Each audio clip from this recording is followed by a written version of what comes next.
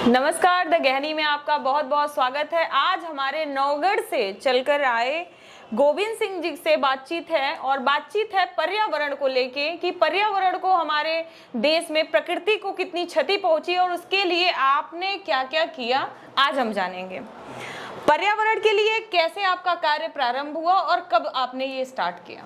सन 84-85 में हमारे यहाँ परगनाधिकारी श्री DS मिश्रा जी, जो वर्तमान में मुख्य सचिव उत्तर प्रदेश शासन हैं, उनके प्रेरणा से हम अपने निजी जमीन 4 एकड़ में पौधरोपण किए सागौन का जी, जो उसकी आज भारी कीमत देने के लिए लोग तैयार हैं। आपके क्षेत्र की राजनीतिक और सामाजिक स्थिति कैसी रही? हमारे क्षेत्र की तो राजनीतिक यही है कि राजनीतिक पार्टियां वन भूमि कटवा करके वोट के सौदागर वन भूमि कटवा करके अपना वोट लेने का काम कर रहे हैं। यही है राजनीतिक परिप्रेक्ष्य। सामाजिक स्तर कैसा रहा? सामाजिक स्तर तो हमारे यहाँ बड़ा गरीबी थी और गरीबी थी, उस गरीबी का नाजायज फायदा उठा के वोट के सौदागर उनका मिसयूज किए। नौगढ़ तो माओवादी प्रभावित क्षेत्र रहा, उसका अनुभव कैसा रहा? माओवादी संगठन 1996 में माओवादी कम्युनिस्ट सेंटर पीपुल बार ग्रुप के रूप में भारतवर्ष और नेपाल में लॉन्च हुआ, जिसको वर्तमान समय में लोग नक्सलवादी कहते हैं, लेकिन नक्सलवादी आंदोलन दूसरा था। तो 96 में लॉन्च हुआ तो उसमें उत्तर प्रदेश के 3 जिला प्रभावित हुए। 3 जिले में भारी हिंसा होने लगी। हिंसा का देन ये रहा कि FIR कराने वाले नहीं मिले, FIR करने के लिए पुलिस तैयार नहीं थी, जैसे वर्तमान समय में मणिपुर में हुआ है, तब तैयार नहीं हुई। तो इसी तरह हम सन 2000 में पीड़ित परिवार, एक चुलही और बबुंदर यादव, 2 यादव बंधुओं की हत्या हुई थी, अपहरण करके मारे थे। तो उनके पार्टी की तरफ से हम लोग 6-7 लोग गए। सत्य घटना पीड़ित परिवार बताया कि माओवादी कम्युनिस्ट सेंटर के area commander Lal Bharat area unit Naugarh Vijaygarh unit मारी है, उनके नाम FIR हुआ। FIR करने में रात भर पुलिस विभाग से झगड़ा हुआ, नौगढ़ थाने पर झगड़ा हुआ। IG हरभजन जी थे और ये थे DIG कोई श्रीवास्तव जी थे, एडिशनल SP दलवीर चौधरी साहब थे, SP साहब NK श्रीवास्तव SP चंदौली थे, ये दुर्गेश कुमार गुप्ता CO थे। इनसे काफ़ी रात भर झगड़ा हुआ। तो जब ये स्थिति भाप गए कि सुबह कुछ बवाल होगा, कोई संविधान के विरुद्ध कार्य हो जाएगा या थाना फूंक दिया जाएगा हमारा, तो ये मजबूर होकर के सत्य घटना पर FIR दर्ज कर लिए। नहीं, ये इनका मूड था कि हम नक्सलवादी के नाम FIR दर्ज करें। आपको FIR की कॉपी क्यों फाड़नी पड़ी थी? FIR की कॉपी आपने फाड़ी, क्या घटना थी? उसमें हुआ था कि जब पीड़ित परिवार गया इंटरव्यू लेने लगे पीड़ित परिवार से IG साहब हरभजन जी, तो हरभजन जी बोले कि अरे भाई NK श्रीवास्तव, तुम FIR लिखा दो। तो OP सिंह थे प्रभारी थाने के, उनको बुलाए। NK श्रीवास्तव साहब कहे कापी कलम लेके आओ। ये लगे बोलने, वो लगे लिखने। तो नक्सलवादी पे ये FIR करा रहे थे। हमसे मौके पर रहा नहीं गया, उनके पास बढ़ करके छीन करके कागज उनके मुंह पर फेंक दिए। हम यही कहे कि क्या ये नक्सलवादी हत्या किए हैं कि माओवादी किए हैं? अगर आप इसी तरह FIR दर्ज करेंगे तो इसका समूल नष्ट कैसे होगा? सत्य FIR जब परिवार दर्ज करा रहा है माओवादी कम्युनिस्ट सेंटर पे, एरिया कमांडर लाल भरत जिसको पहचान रहा है, 5 लोगों को पहचान रहा था, उसको नेम्ड किया, बकिया लोगों को अज्ञात में किया। आपका अधिकार अज्ञात में, आपका अधिकार आता है विवेचना में। आप ऐसे कौन होते हैं FIR लिखाने के लिए, जबकि पीड़ित परिवार मौके पर है, लावारिस लाश रहती है तब आप आते हैं। ये मौके पर पीड़ित परिवार तो क्यों है, गलत काम कर रहे हैं। आपका ऐसा क्या कार्य रहा कि माओवादियों ने आप पे इनाम रख दिया? माओवादियों का शुरू से हम इनका, भारत सरकार और राज्य सरकारें भारतवर्ष की इस तथ्य को छिपा रही थी। सन 96 में जो लॉन्च हुआ, इस तथ्य को छिपा रही थी। तो पहले से हम अपने परिवार के बैकग्राउंड बता दूं, हमारे दादा 1893 के इलाहाबाद यूनिवर्सिटी से ग्रेजुएशन किए थे, इंग्लिश लिटरेचर, फिलॉसफी या संस्कृत से। उस समय MLC हुआ करते थे। और फिर 16 अगस्त 1942 में स्वतंत्रता आंदोलन में जेल गए, किसी को फांसी की सजा हुई, आजन्म कारावास हुआ, देश आज़ाद हो गया, ये लोग छूट गए। हम उस परिवार से बिलोंग करते हैं, तो जरा गलत काम होता है तो हमारे परिवार से बर्दाश्त नहीं होता। नक्सलवाद और माओवाद में क्या अंतर है? नक्सलवाद 16 मई 1967 में जलपाईगुड़ी जिले में जी। नक्सलबाड़ी ग्राम में एक भारी खून खराबा हिंसा हुआ। हिंसा का कारण क्या था?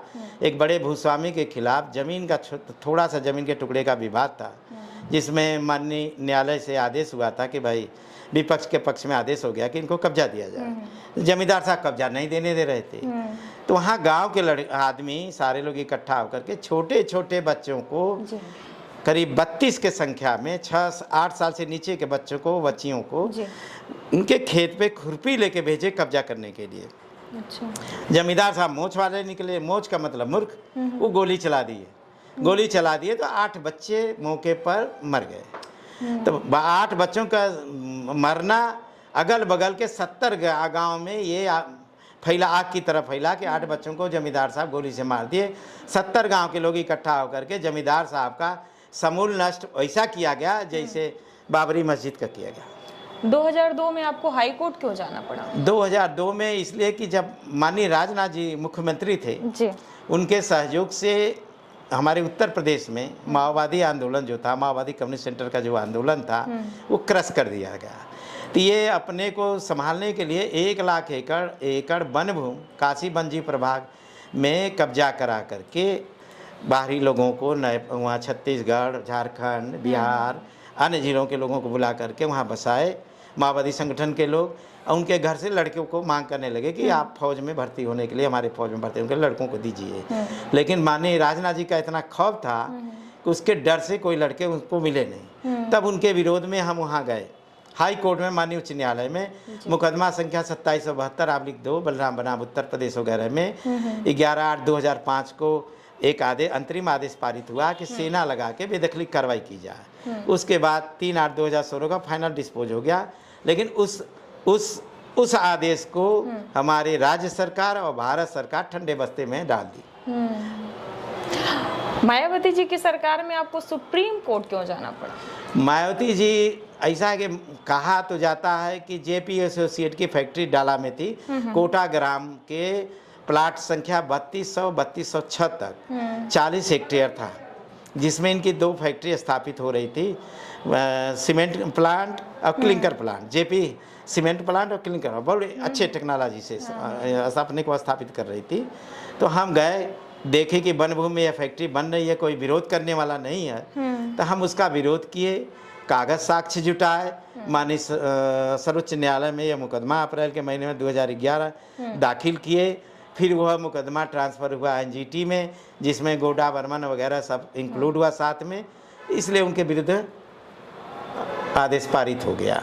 पावर प्लांट वाला केस क्या था? पावर प्लांट मड़िहान में, ददरी खुर्द, मड़िहान के ददरी खुर्द ग्राम में ये बेलस्पन पावर एनर्जी 1320 मेगावाट का वहाँ पावर प्लांट स्थापित करना चाह रही थी। तो वहाँ के स्थानीय आदमियों को, अपने गुंडों को लगाकर, उस समय मायावती जी का शासन था, तो मायावती जी के शासन में कोई डर के मारे बोलता नहीं था, तो शासन था, तो कुछ गुंडों को लगा के स्थानीय आदमियों से 10,000-12,000 रुपये एकड़ जमीन लिखवा लिए।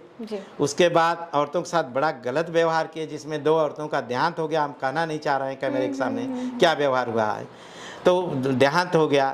तो वहाँ के स्थानीय लोग हार करके गए कि भाई विपक्ष में सपा सरकार है, हम सपा के पास चले तो कोई रिलीफ मिलेगा।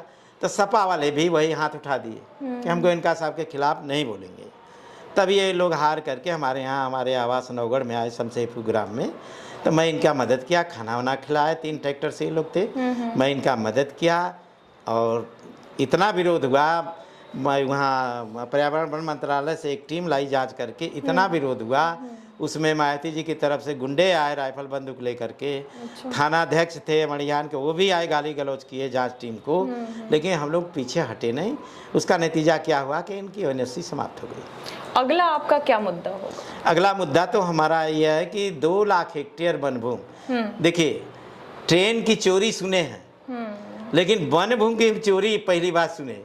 2 लाख हेक्टेयर वन भूमि जनपद सोनभद्र में चोरी हो गई है, उसका अता पता नहीं है। तो उसमें AK जैन साहब थे, चीफ कंजर्वेटर फॉरेस्ट, तो जांच करने आए हम लोगों के कंप्लेन पे। तो जांच करने आए तो सारी ज़मीन को निकाल दिए।